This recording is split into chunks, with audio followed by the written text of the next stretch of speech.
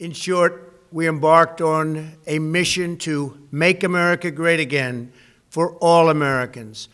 As I conclude my term as the 45th President of the United States, I stand before you truly proud of what we have achieved together.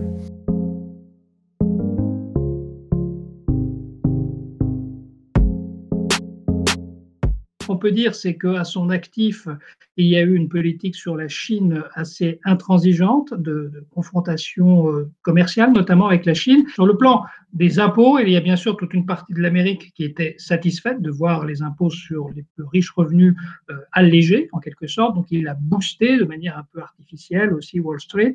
Et vu l'ampleur de la crise économique qui se profile derrière la crise sanitaire, l'addition risque aussi d'être lourde et ça va être un des premiers gestes de Joe Biden de rétablir un peu d'équité dans le système fiscal américain.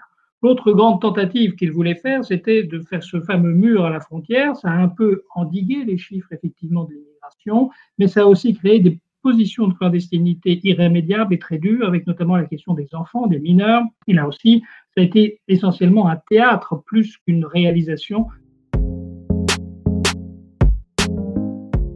Il laisse un passif assez délicat, à la fois sur la scène intérieure et sur la scène internationale. Sur la scène intérieure, on voit combien le pays est polarisé, divisé, et justement, il n'a pas fait office de réunificateur du pays, alors que c'est le rôle qui revient normalement au président des États-Unis. Donc, il a creusé vraiment les divisions, et ça va être très difficile de soigner ces blessures-là et de réunir le pays, même si c'est l'objectif numéro 1 déclaré de Joe Biden. Sur la scène internationale, il a laissé quelques mines avant de partir ces dernières semaines sur des sujets très sensibles.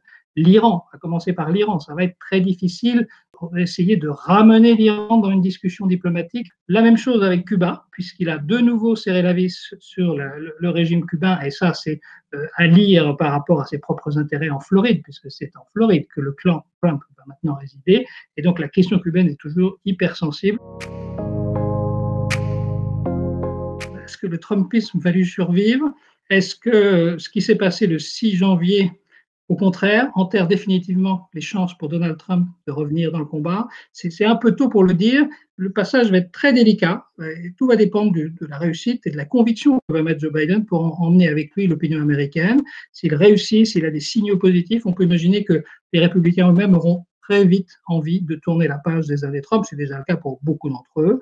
Si par contre, il y a des tensions, des violences, si ce climat de guerre civile larvée continue à être entretenu, et donc si Joe Biden bute et peine manifestement à incarner cette réunification qu'il veut incarner, cet apaisement, là, ça va devenir plus compliqué et le clan Trump pourrait continuer à peser sur le cours des événements.